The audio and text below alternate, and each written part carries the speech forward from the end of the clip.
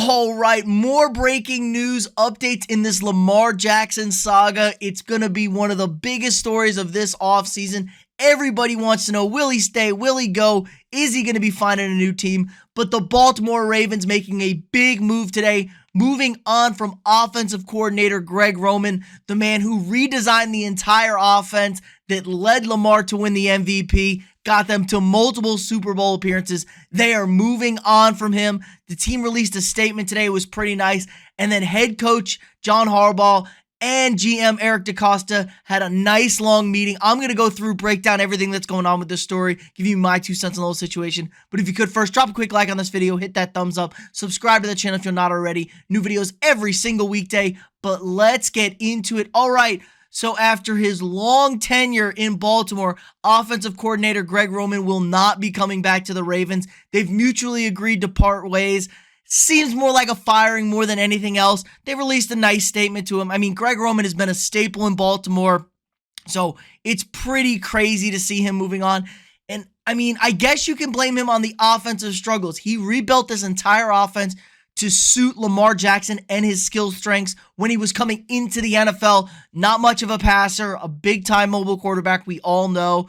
But maybe it's reached a boiling point with him and Lamar, because Lamar tweeted out today some interesting stuff. He talked about how he played in a pro-style offense in college, and that's what he wants to. So maybe this is your scapegoat right here. The offense was abysmal when Lamar was out since December 4th with that PCL injury that's caused all sorts of commotion, all sorts of question marks surrounding him. Honestly, him hurting his knee and being out since December 4th is really what is causing this Lamar Jackson issues. Now, there were murmurs and rumors about getting Lamar this new contract. He turned down $250 million because he wanted a fat, guaranteed, fully guaranteed contract just because of the way he plays. But not everyone's a poverty franchise like the Cleveland Browns, so the Ravens weren't necessarily about it. But missing all those games for an injury that Adam Schefter reported he should have been back by Christmas Eve, said it sounded like he was going to play for that game on Christmas Eve, but never came back this season. They were eliminated in the first round of the playoffs. So that's what kind of spurred this all on.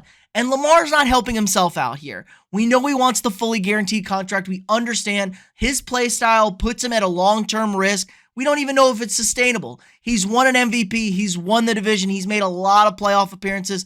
Now, I get it. His record in the playoffs is not good. Only has one playoff win. So that's a concern. He struggles to play from behind.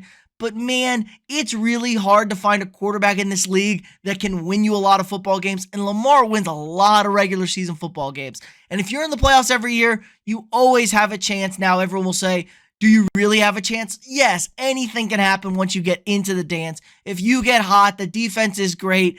You know, it can help. And let's look at the wide receivers Lamar Jackson's played with. They've been abysmal. They have not helped him bring in any sort of real talent at the wide receiver position. They have a great tight end. They have a really good running game. But when you take that tight end away and you force Lamar to throw, it's just he's thrown to a bunch of nobody. So I get his frustration. But like I said, he's not helping himself out. He's represented by himself and his mom. You really can't do that in the NFL. I get it. You want to help family out, this, that, and the other. You need an agent, dude. These are the big-time players in the game. They know how to get these deals done. They know how to get it hammered out. He needed some serious representation for his second contract. It's all well and good with a rookie contract where all of it's basically slotted in and you can negotiate this, that, and the other.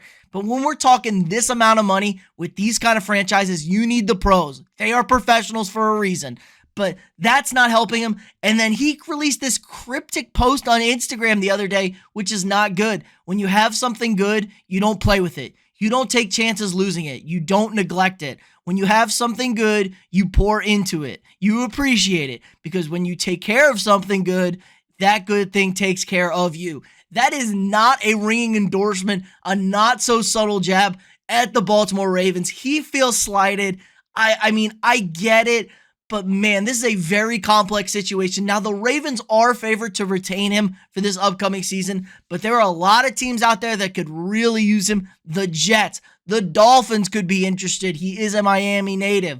But head coach John Harbaugh and GM Eric DeCosta reiterated some things today. They are very adamant that Lamar is going to be in the plans for the future. Let's just listen to them themselves. 100%, 200%. There's no question about it. Lamar Jackson is our quarterback. I mean, he's been our quarterback.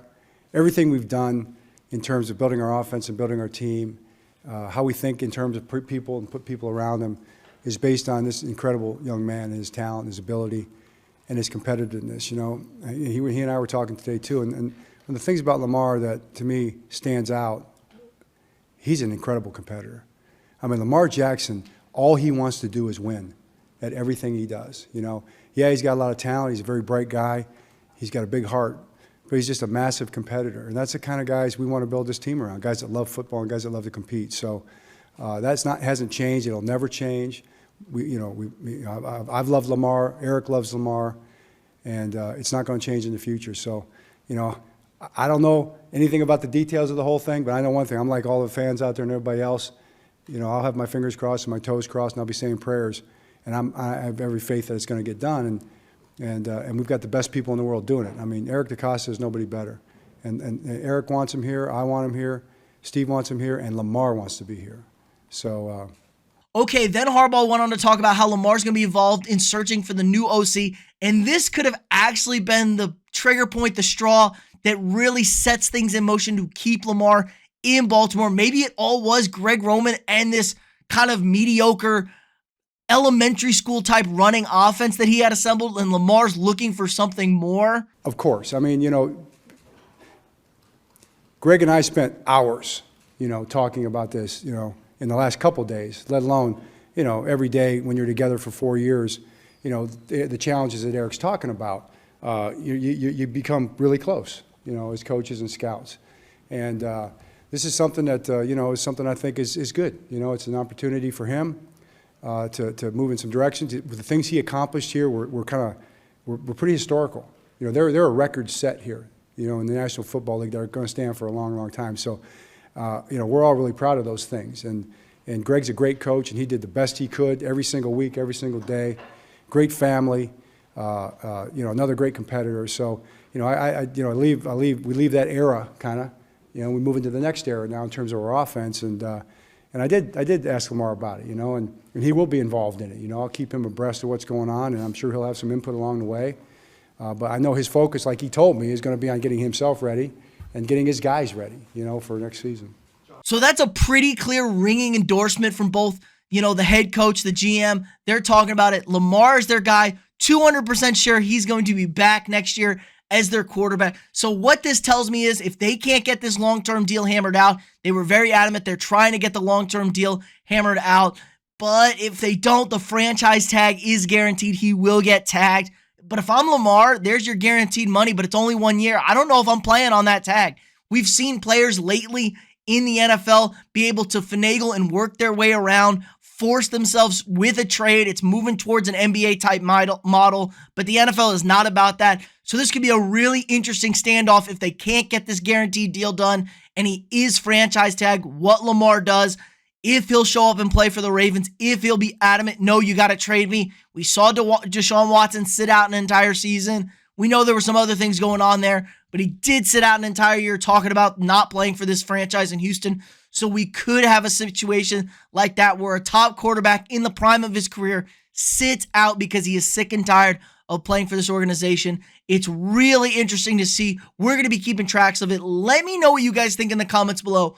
Which way is this thing going to turn out? Is Lamar going to stay in Baltimore, or is he heading somewhere else? Let me know what you guys think in the comments below. Again, like this video, subscribe to the channel if you're not already, share this video with your friends, and I'll see y'all tomorrow.